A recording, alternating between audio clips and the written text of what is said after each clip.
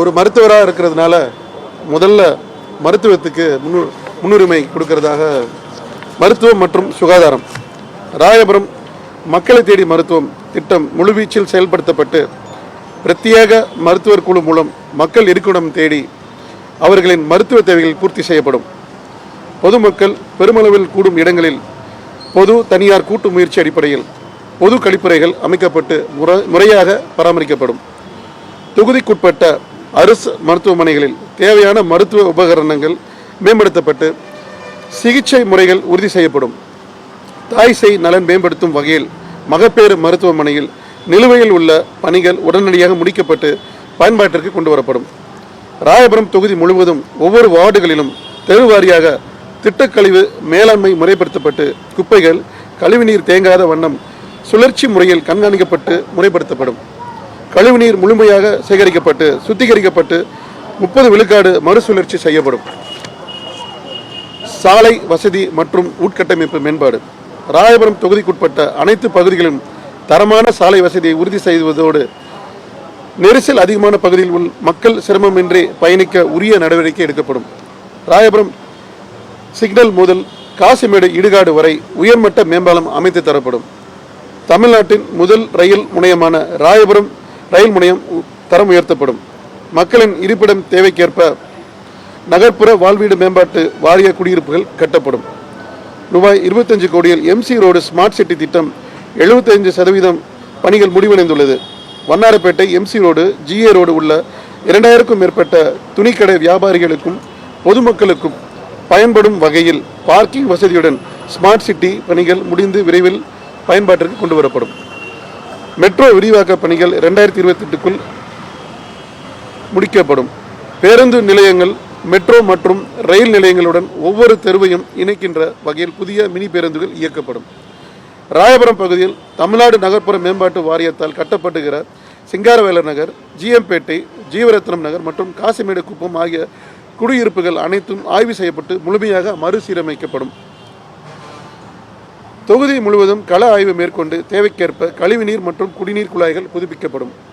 Ward 50 ஷேக் மேஸ்திரி தெருவில் உள்ள சமுதாய நலக்கூடம் நவீன முறையில் புதுப்பிக்கப்பட்டு பொது கட்டமைப்பு வசதிகள் வலுப்படுத்தப்படும். மேற்கு கல்லறை சாலை, மீனாட்சி அம்மன் பேட்டை மற்றும் அனாதைக்குப்பம் ஆகிய பகுதிகளில் பழமையான குடியிருப்புகள் புனரமைக்கப்படும். மீனவர் நலன் காப்போம்.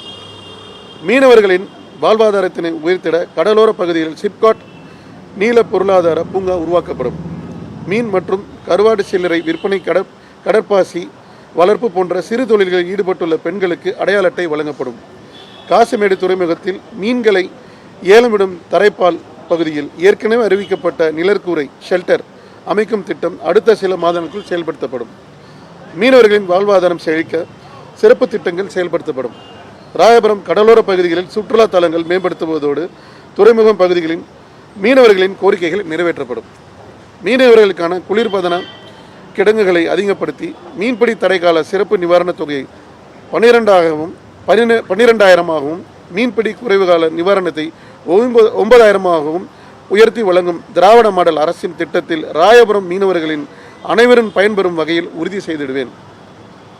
கடல் மீன்களுக்கான மதிப்பு சங்கிலி வேல்யூ செயின் உருவாக்கப்படும். மீன்களின் ஏற்றுமதி ஊக்குவிக்கப்படும். சாலை விளக்குகள் அனைத்தும் ஸ்மார்ட் LED விளக்குகளாக மாற்றப்படும். ராயபுரம் பகுதியில் படகுகளை பழுது பார்க்கும் சுமார் 70 மெக்கானிக்குகளுக்கு படகுகளை விரைவாக பழுது நீக்கம் செய்ய முறையான பழுது பார்க்கும் தளம் மற்றும் இடவசதி உடனடியாக செய்து கொடுக்கப்படும். முக்கியமானது இளைஞர் மற்றும் மகளிர் நலன். பட்டதாரி இளைஞர்களுக்கு உரிய வேலைவாய்ப்பு ஏற்படுத்தும் வகையில் திறன் மேம்பாட்டு பயிற்சிகள் அளிக்கப்படும். ஆண்டுதோறும் 2 முறை மாபெரும் வேலைவாய்ப்பு முகாம்கள் நடத்தப்படும். ராயபுரம் தொகுதியில் அரசு பணி தேர்வுகளுக்கு தயார் செய்பவருக்கு வழிகாட்டி என்னுடைய சொந்த முயற்சியில் அவர்களுக்கு தேவையான புத்தகங்கள் மற்றும் கட்டணமில்லா ஆலோசனை வசதிகள் ஏற்படுத்தி தரப்படும்.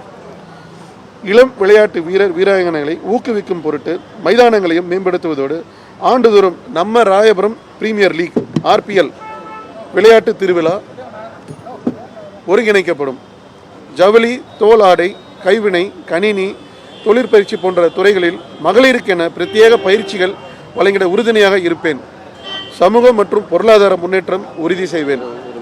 வார்டு 52 சிறுவர் மற்றும் குடியிருப்பாளர்கள் பொழுதுபோக்கிற்காக ஒரு சிறு விளையாட்டு திடல் அமைக்கப்படும். போதையில்லா ராயபுரத்தை கட்டமைத்திட விழிப்புணர்வு முதல் அனைத்து விதமான தடுப்பு மற்றும் பாதுகாப்பு நடவடிக்கைகளை மேம்படுத்தப்படும். பெண்களின் பாதுகாப்பை ஒவ்வொரு தெருக்களிலும் உறுதி செய்யும் விதம் சிசிடிவி கண்காணிப்பு கேமராக்கள் அதிகப்படுத்தி காவல் ரோந்து பணியில் முழுவீச்சில் முடுக்கிவிடப்படும்.